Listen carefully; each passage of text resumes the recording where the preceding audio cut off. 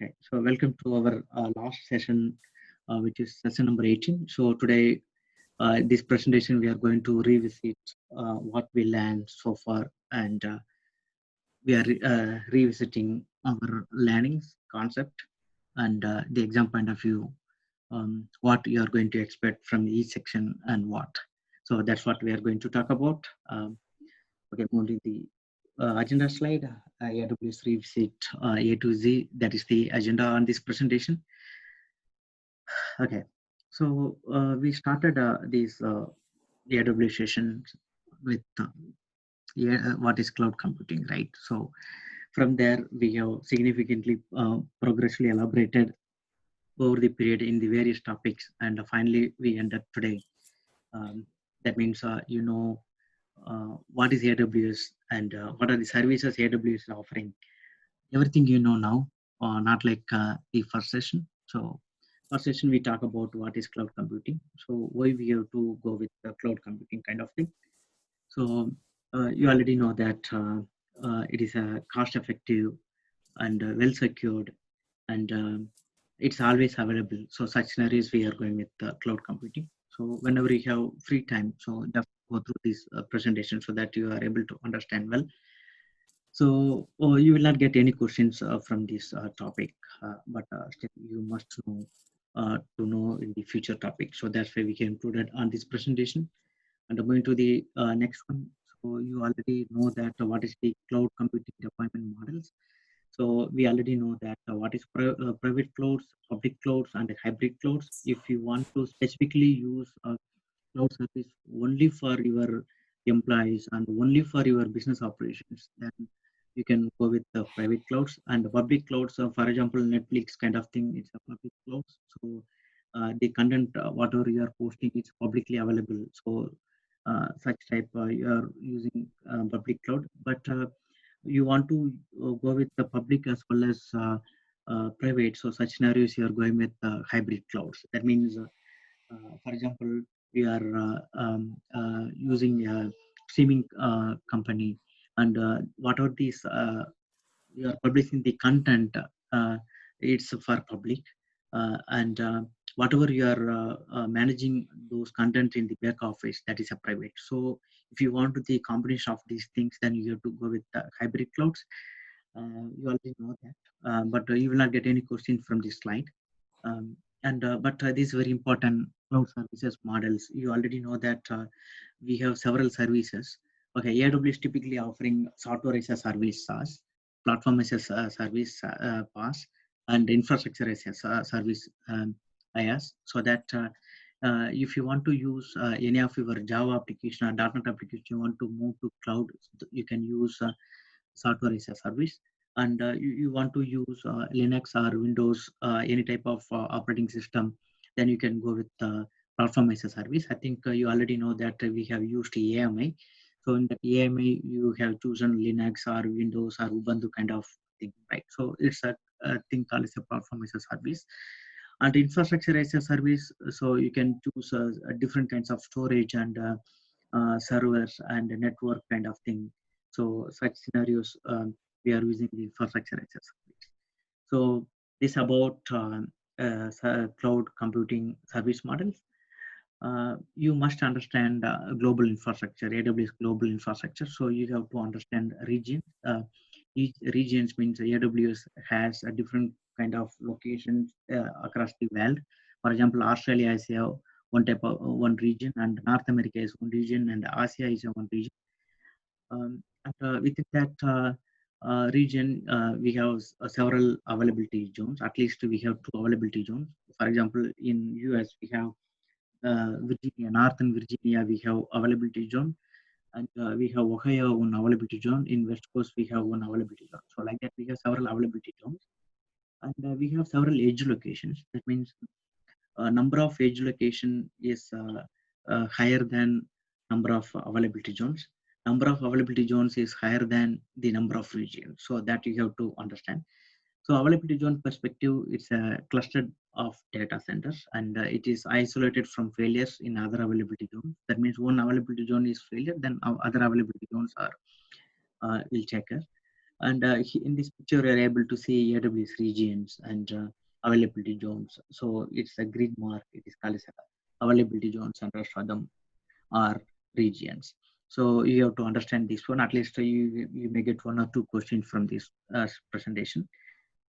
And we already talked about IAM. So it's about identity and access management, providing right access to the right person. So we already had several discussion about IAM, and we had a hands-on on this one. So whenever you are talking about IAM, so you have to understand, you have to use multi-factor authentication for the well-secured access, so that nobody can misuse any services or any of your organization asset.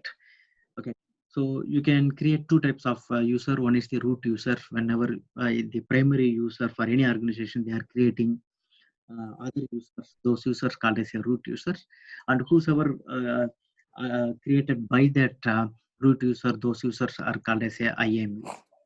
So this we already discussed about that, but you have to understand this IAM for your examination point of view. You may get three questions from IAM.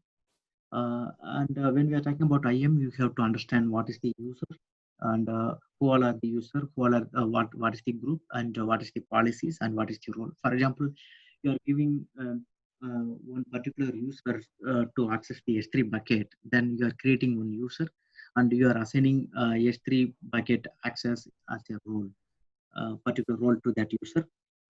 And that user may be a developer, so you are assigning to the developer group, and that user password supposed to be expired in 45 days or 60 days or 90 days. You can set up in the policies. Also, you can set up one capital letter, one small letter, and one simple kind of policies you can set up. So these are about IAM components.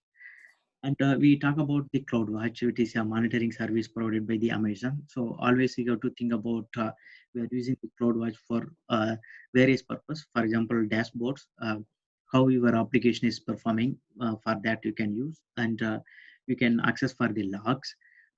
What is wrong with any of the service, and you are able to understand using that logs. So such purpose you can use CloudWatch, and using this CloudWatch we have used the billing alarms. I think you already know that. For example, if whenever you are exceeding that $10 limit in your AWS services, then you want to get a notification, that you can set up a notification with the SNS, and that SNS you can simple notification service SNS, right? That SNS you can configure with the CloudWatch.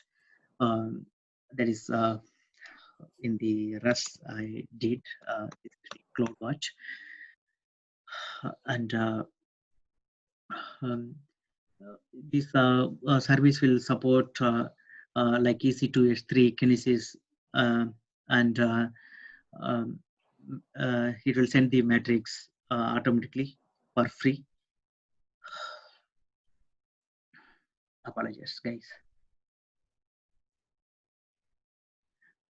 Okay, and many applications should be able to operate within these free tier limits, so you need not to spend any more money for this CloudWatch. So you can use the service for monitoring and other things, as I said earlier, and it's absolutely free. Okay, moving to the next slide, S3, we talk about simple storage service, which is high scalable, high speed, and web-based cloud storage service offered by AWS, and you are able to use AWS for the object storing. For example, whenever you are creating a new folder in S3, it is called as a bucket. You already know that, and the default buckets per user, you will get 100 buckets, and the free tier offers up to 5 GB per bucket, and you can create up to 100 bucket. If you want more than 100 bucket, you have to raise the request to with Amazon, and they will extend up to 1,000 buckets. So by default, you will get unlimited storage in S3.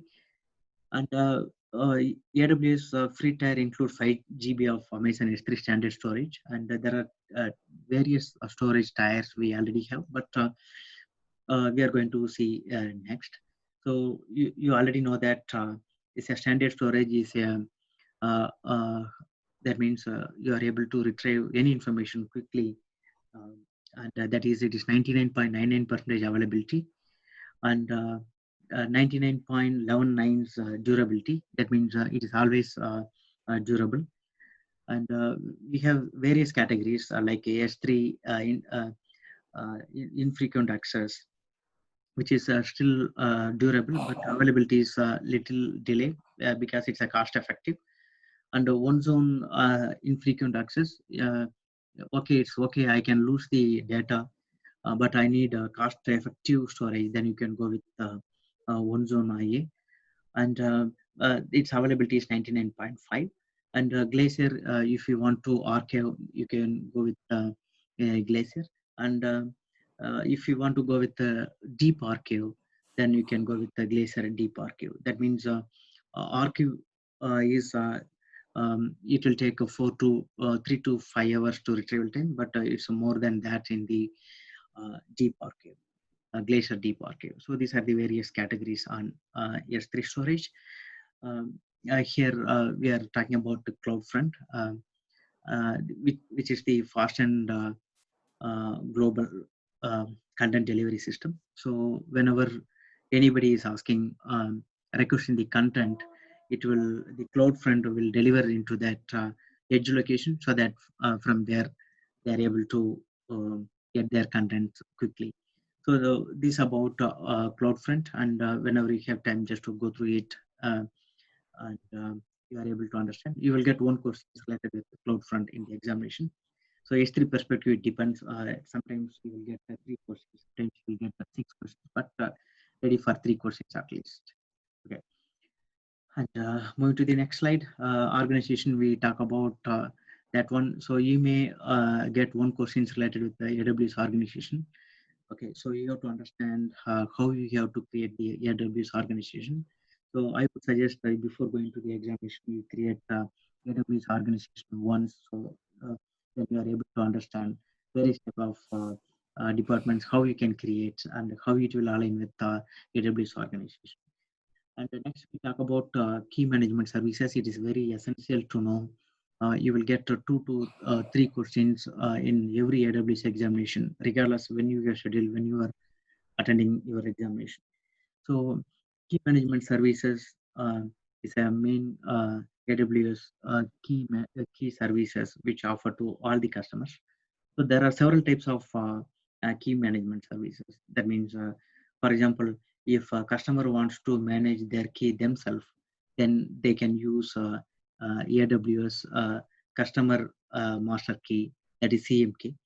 If customer wants to manage their key themselves along with the AWS, then they can use with the KMS. So in the case, AWS will provide public key to that customer, and the customer will provide their private key to that AWS, so that if both keys will be valid, then only you are able to access.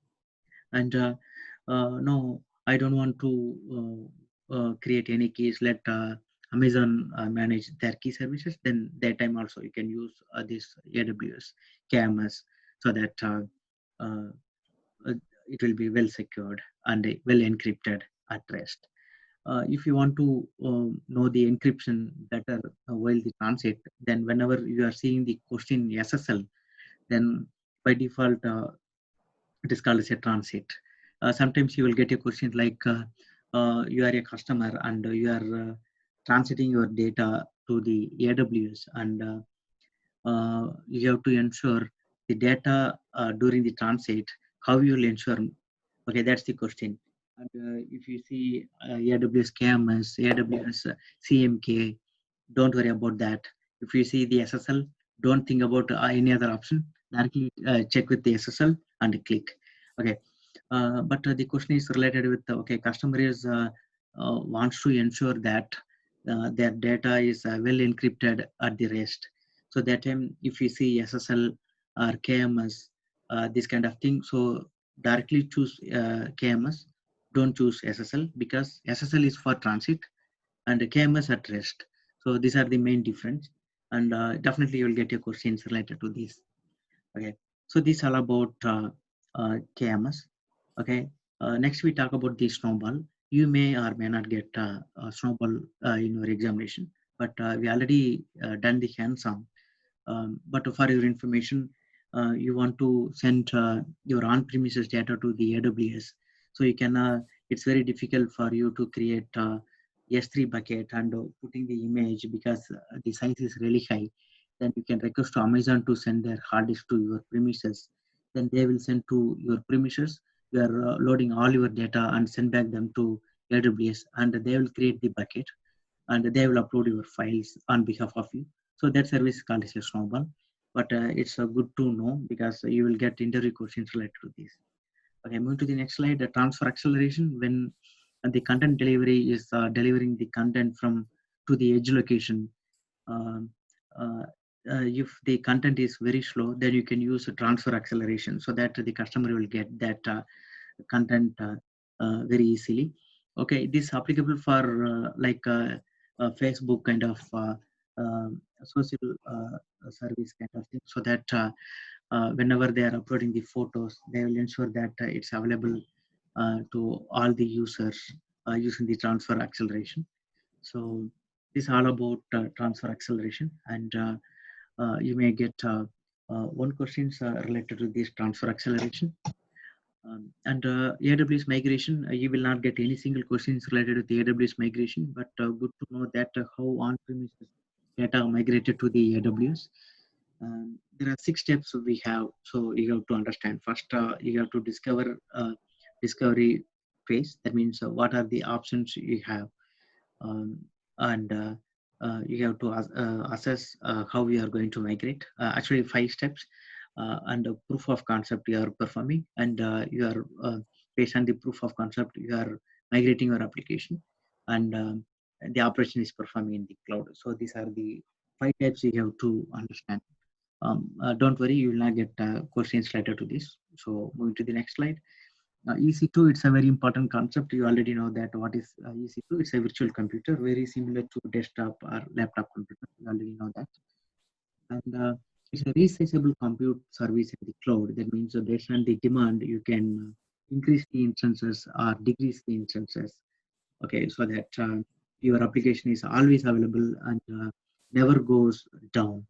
Okay, it's all virtual, and you have multiple tiny computers in a single physical machine, and all these tiny machines are called instances. We already created several instances in our hands-on, so I think you are able to understand EC2. EC2, it's a very important concept in AWS. So you are getting 6 questions or 7 questions. It depends on the timing of the examination, but you will get a minimum 6 questions, 5 questions, I would say.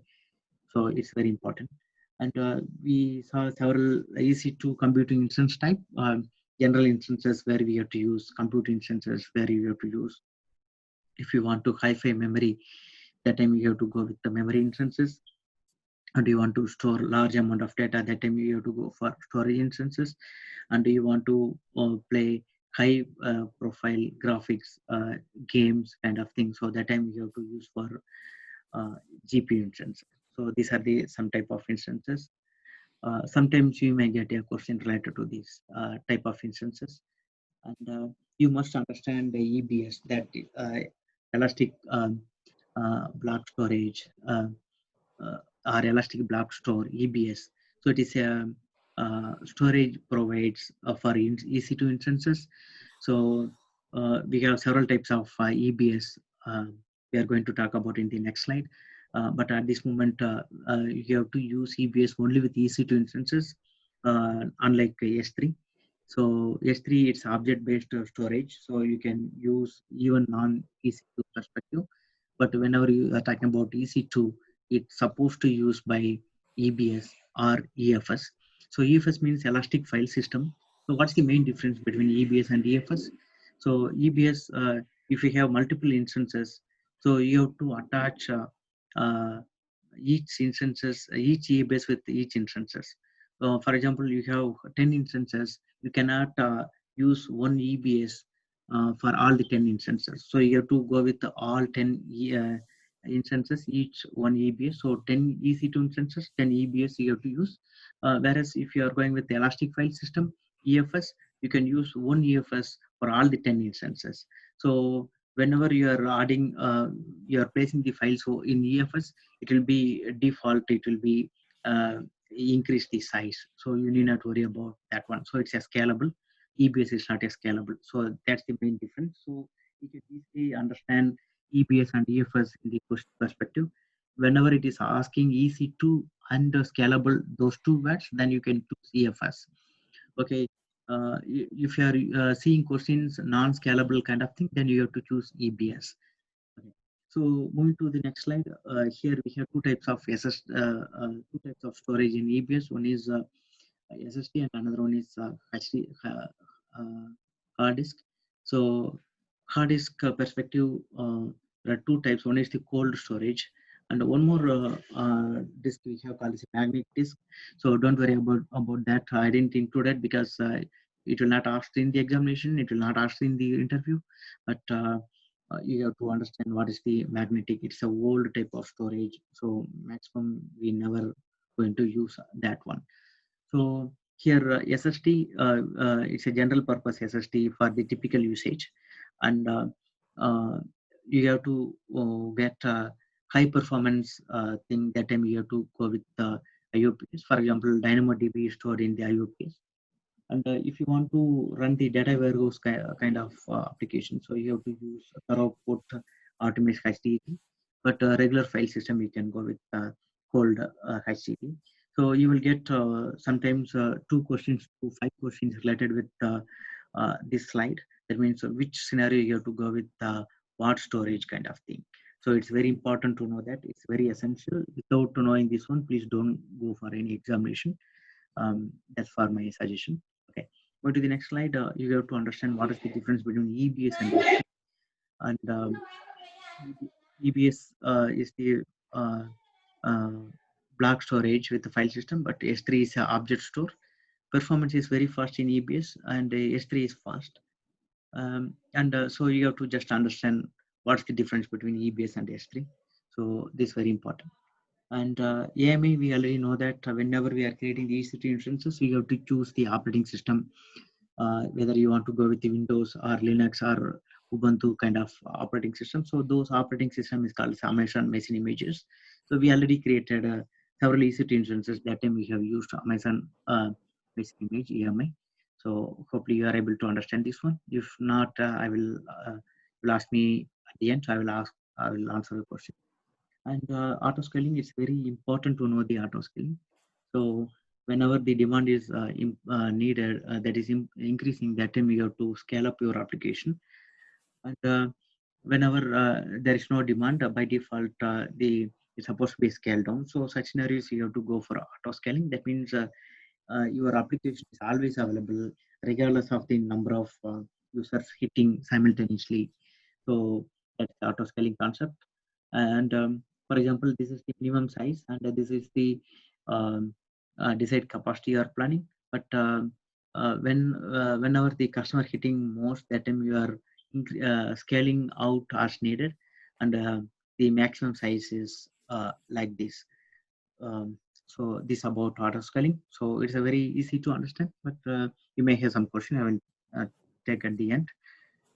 And Lambda, it's a serverless, and whenever you want to pull some trigger, that time you can use this Lambda function. For example, you are using SQS, Simple Query Services, and that SQS has some messages, and that messages needs to be transferred to other EC2 instances. So that time we have to use one trigger to pull that. So that time you are using AWS Lambda. So AWS Lambda will pull that message from SQS and passing to that EC2 instances. So such scenarios you are using the Lambda. You will get 1 or 2 questions in this examination. So just understand what is Lambda. That's all. And Elastic Beanstalk, we already talked about that one. You will get 2 to 3 questions later with Elastic Beanstalk, and it is a pass model, and you are able to use Elastic Beanstalk to execute your application. That means if you are using .NET or Java or any Python application or any applications, so AWS will take care of that application, and you can simply run your application into AWS. Such options you can use Elastic Beanstalk. So it's a very important thing. You have to understand this one. And Lightsail, okay, I don't have much time to build my servers. Okay, so that time I have to just like that create an application on need basis. So that time we can go with the Lightsail. So by default, you will get a pre-configured AMIs and SSDs and IAM users kind of thing. You can directly create and go. So on the go, you can create your servers and host your application. So that time you can go with AWS Lightsail. And forget this another Elastic Container Services. Easiest perspective, you will get one or two questions and forget maybe one of them. So whenever you are launching the container type of services, so that time you can use this forget. And this container service perspective, it's a fully managed orchestration service that provides for the most secure, reliable, and scalable way to run containerized application. So we already talked about the Kubernetes, how we are using with the ECS. So such scenarios you can go with the ECS, and here it is that Kubernetes. It's a third party earlier managed by Google, but most of the companies they are running their services in Kubernetes. So if you are running your Kubernetes application, AWS also supports that one. So that's why we are using EKS here. Okay. And load balancer, again, continue with load balancer. There are three types of load balancer we have to talk about. One is the elastic load balance, the elastic load balancer. We have three options. One is application load balancer, network load balancer, and a classic load balancer. And you must know that load balancer, that means load balancer is balancing the load across these instances so that it will not failure anytime your application. So based on the load, it will be uh, equally divided that load into that available EC2 instances so that it will be always available, that is high available. Okay, so here we are talking about application load balancer. Whenever you are using HTTPS, HTTP, so that time you are using application load balancer. High performance TCP kind of thing, that time you are using the network load balancer. If you want to cost saving mode, that time you are using for the classic load balancer. Definitely you will get two questions related to this application load balancer or network or classic load balancer. So for your example, whenever you are seeing HTTP and HTTPS, directly you can choose application load balancer from the options. If you are receiving TCP, that time you have to use network load balancer. If anything related to cost, then that time you have to use the classic load balancer. So this is very important concept to know. And moving to the database side, so we talk about the RDS. So RDS is the relational database service, but it's not a database. So there are 6 database engines offered, which we are going to talk about in the next slide. But you have to understand what is RDS and how it is supporting your application from the failure. That means whenever you are using the RDS, it's a multi-availability zone thing, so it never fails. And RDS is a service that manages databases. So what are the databases support? We are going to see in this slide. So it support Amazon Aurora, MySQL, Postgre, SQL Server, Oracle, and MariaDB. So these are the 6 database engines it supports. And DynamoDB, it's a scalable and it's a typically NoSQL service. So whenever the question is related with the scalable database, then you have to blindly choose Amazon DB because most of the RDS they are not supporting such thing except Aurora. Okay, so if it is a cost effective, you can choose this one. And if any keyword related with the NoSQL, then you have to choose DynamoDB. Keep in mind. And a scalable NoSQL. These are the 2 keywords to choose Amazon DynamoDB than other RDS services. Okay, and we talk about how the Amazon DynamoDB table looks like. We already saw the hands-on, but here also we are seeing what is the this is the item, and this is the each and every field associated with that item. So this called is a attributes. We already know this one. So moving to the next slide, we have to understand the difference between SQL and NoSQL. This is very important. And how the SQL is stored and how now NoSQL is stored. So this is actually JSON notation NoSQL, and this is the SQL tag. So the same thing how we are storing, we are able to see the difference. Okay, so next RDS and Amazon DynamoDB, where you have to use and what. So that's the classification I have mentioned over here, so that it is easy for you. So very important to know the difference. Data pipeline, we already saw that. So if you want to run EMR kind of thing, so that time you have to use a data pipeline. So maybe you get one questions related with the pipeline, but it's a very not very important to know, but it is must it's may you know because of the interview point of view. Okay, so it's a pipeline is a web service help you to reliably process to move data between different AWS computer and storage service as well as on-premises data source at a specified interval. So you get specific several intervals, so that during that intervals your files will be uploaded from on-premises to the AWS. So this about sorry. And Amazon Athena, we already talk about. You may get one question related with Athena. It's a query service. You typically you are using Athena to then it's analytical tool first of all, and mainly you are using in S3. So whenever you are storing the logs in S3, so for log analysis you are using Amazon Athena. You may get some questions related with Redshift and Athena with the options query services related, and Kinesis related also you may get. But whenever it is related with the S3, so you can directly choose Athena. No need to choose stream, yeah, the kinetic stream analytics kind of thing, or Fireworks kind of thing. So this about Athena. And whenever you want to create a Hadoop cluster, so that time you can use EMR. We already did that one. So it's a may or may not get, you will get a question from the EMR. And VPC is a very essential to know. And my suggestion is before going to the examination, please create one VPC before going to the examination. That means previous day, so that you understand what are the components is by default it's creating, and what are the components is not creating by default, and how we have to create which is not created by default thing. For example, whenever you are creating one VPC, so you will get security groups, access control list, and route tables you will get create by default it's created, but subnet will not be created by default, so you have to create the subnet. Okay, VPC is typically a private cloud in AWS environment that help you to use all the services by AWS in your different private space. And very important to know that in this picture we are able to see how the typical VPC works. So we have internet gateway where we are routing our private virtual private gateway.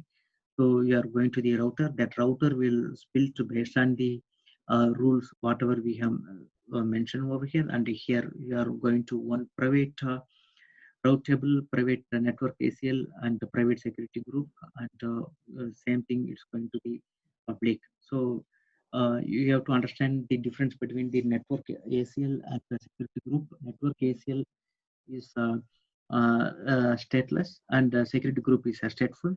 Um, Network ACL will always allow rule and deny rule, but security group is always um, that means deny rule, sorry, allow rule. You have to specific to the IP number so that it will allow that particular IP number.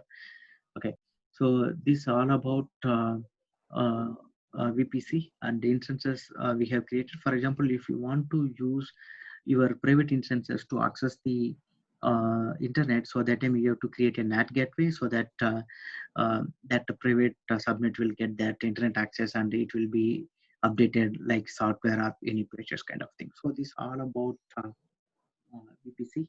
And moving to the next slide, you must understand the difference between our comparison between security group and network ACL. So as I said, it's a stateful, it's a stateless, and very much to know that so that you can choose um, the correct option in the examination. So support allow rules only, support allow rules and deny rules by network ACL. This is very important point. Okay, moving to that VPC peering. So you are using multiple VPCs, and how we are going to access these VPCs from one to another. So you will get one or two questions in the examination is about VPC peering. And for example, you have created a VPC, and that VPC wants to access S3 bucket without leaving AWS or public internet. So that time we can use VPC endpoint. You may get one question related to that VPC endpoint. So this is all about pairing and endpoint. And DNS, we already saw that. What is the DNS? Okay. And for example, in your phone book, you have list of phone names and phone numbers.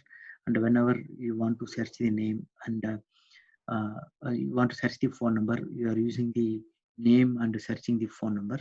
So like that, whenever you are typing a website and it is pointing to that IP number, it is called as a DNS. We have created one DNS, trying to create one DNS. Okay, and this about fully qualified domain name. Okay, for example, this is actually top level domain. This is the second level domain, and this is actually totally subdomain. This is actually secondary level subdomain. Okay, for this SLD, and this is the host, and this is actually root, and or this is actually domain name.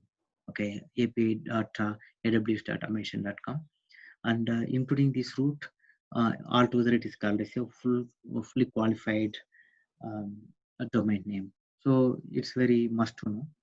And DNS record type, we already saw that. So it is there are several types. One is the state of authority record when you have to use, and when you are using IP4, that time you have to go with A, and the IP is number 6. That time you have to go with the AAA. We already saw that. And name server, we already know that. And canonical name, it's alias name, we already saw that. And mail exchange server, pointer, text service, these are the record types. We already saw that, and you know what time you have to use and what uh, record type. Okay, so moving to the Route 53. So we already saw that it's a highly available and scalable cloud DNS web service that is designed to give business an extremely reliable and cost-effective way to route the users to the internet application. And it's very important to know the three main functions: domain name registration, DNS service, and we are trying to create this website when we did the hands-on and the health checking. These three things we are using on this one. And hosted zone, you already know that hosted zone is a collection of resource record sets hosted by Amazon Route 53. So it's very important to know this Amazon Route 53 plus routing policies. We have several type of routing policies.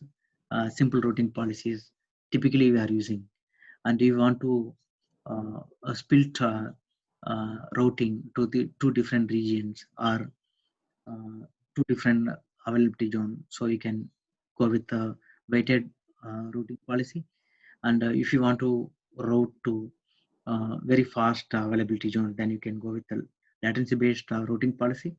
And if one zone is failure and you want to redirect user to the other zone, so you can use with the failover. And based on the country specific, you want to redirect that user to the specific country uh, services availability zone or region, then you can use with the geolocation routing policy. And it's very important to know that one. And the Redshift perspective, you may get one or two questions. So it is a data warehousing support in AWS.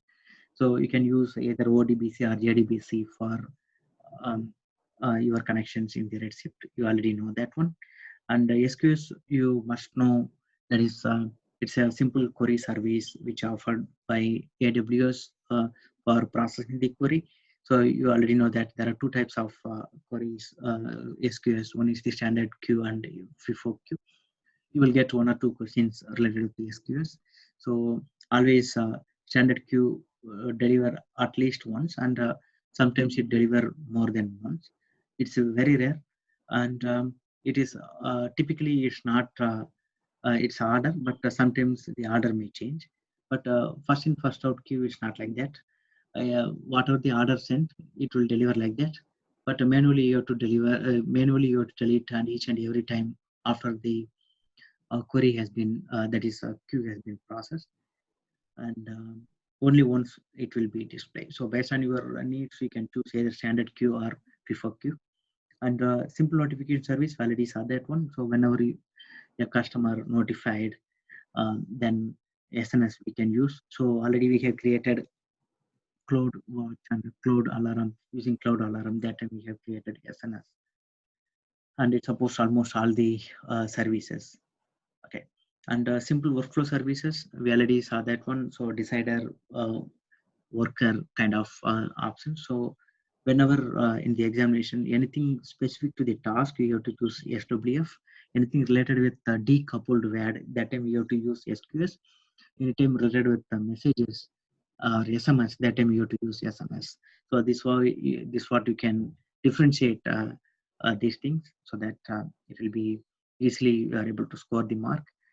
And risk and compliance perspective, we already talked about that one. So for examination point of view, you will get a 0 question. So don't worry about that one. So but we discussed how the risk and complaints are manageable in the AWS. And we already talked about the share responsibility model. It's very important to know for your interview perspective. And customer is responsible on what, and AWS is responsible what, that we already discussed. And next, we discussed about Elastic Cage today, and what is Elastic Cage, and what are the type we have. Everything we discussed today. So Elastic Cage is typically whatever the queries is customer is requesting, it is stored in the memory, and it's providing that information to that customer rather than every time they're touching the database. And we talk about Memcache and Redis. So we already discussed about what is the difference between Memcache and Redis. And security, we talk about that there are 5 types of security things they're offering in AWS. So all are well secured. So you have to know what are the points. That's all. And architecture best practices we already discussed. Design for failure and implement elasticity, and leverage different storage options based on the needs. Build security in every layer, so that you need not worry about security kind of issues in your application. You always think parallel when you have to use on what service if one service is not available.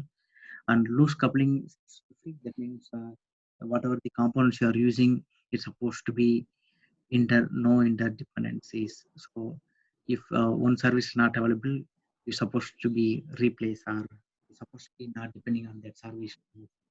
So these are the best practices we talk about that. And that is the Q&A session. If any questions, please feel free to ask me.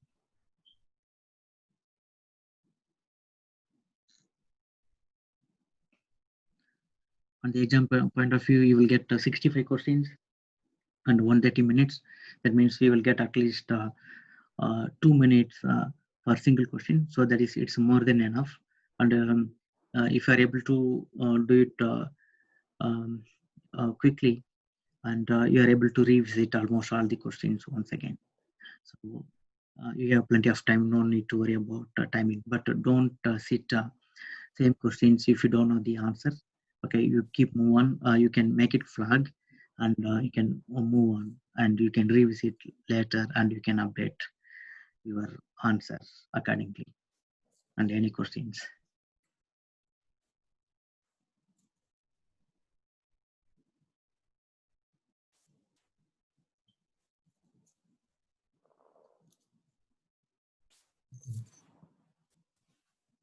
Very good sessions, Satya. But now it's our responsibility to revise this and go and write the exam. I have plenty of confidence on our people, so definitely they are able to. Thank you so much for all your hard work and helping us. Yes, that's a quick question about the exam. You have to go to a center, or nowadays you can do it at home because of the COVID? You have 2 options. One is at home and go to the center. But my suggestion, go to the center because it's a well secured. So you no need to fear about COVID-19 at the center. I went to examination center and I written examination in the center. Oh, okay.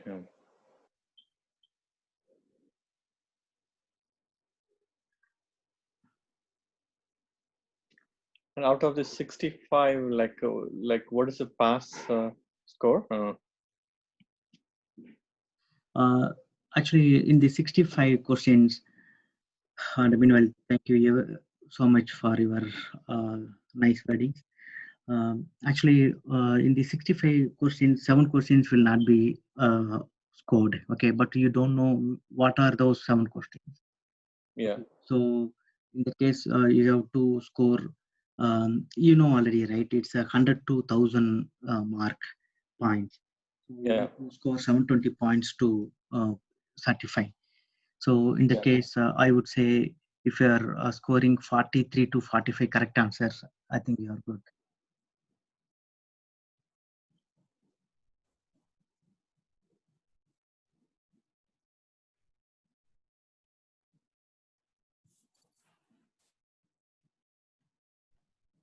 My voice is audible? Yes, Satya. Okay.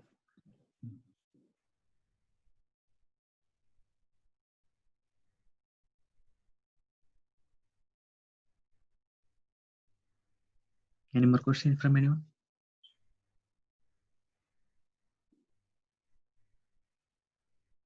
Satya, this is just a joke. India and all only 35 mark is pass, right? Yeah. Why Correct. did they make 70? Yeah. 35, I'll write.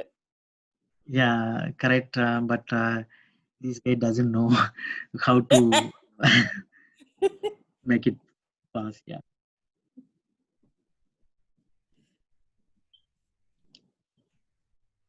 But still, you have capacity to pass it, even it's a 100 out of 100.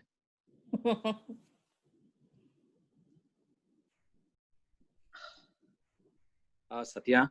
Yeah. So you have a WhatsApp group, so you are posting questions on that group. So for the people who are not in the group, Yeah. is there any way can we get those questions? Okay, good question to Maha. Maha, Yeah, any actually, answer? we almost done. So only 2 weeks of work we wanted to put in a document, and then either we'll put in a Google Drive or we'll send us an email, whomever wants it. Okay. Thank you so much. Thank you so much. Okay. Yeah, but ping me so that if you're not in that group, so that as soon as Maga will send that question, I will send to you. Sure, Satya. Yeah. Okay. Any questions?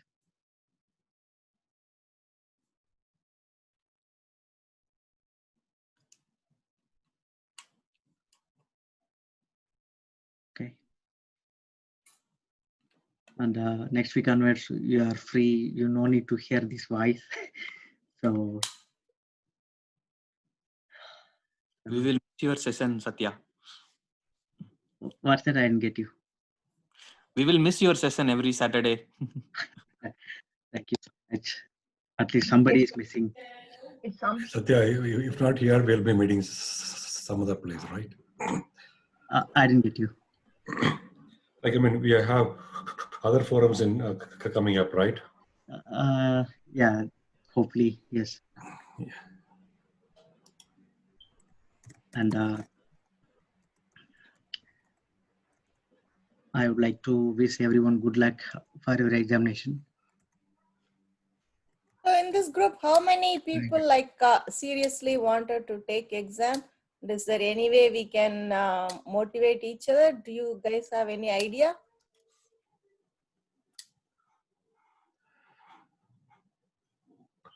Personally, for me, I already took the exam. I passed the exam, and looking for the additional exams in AWS. So is it Venkat? Is it Venkat? Yeah, right. Yeah. Oh, Venkat. Okay. So,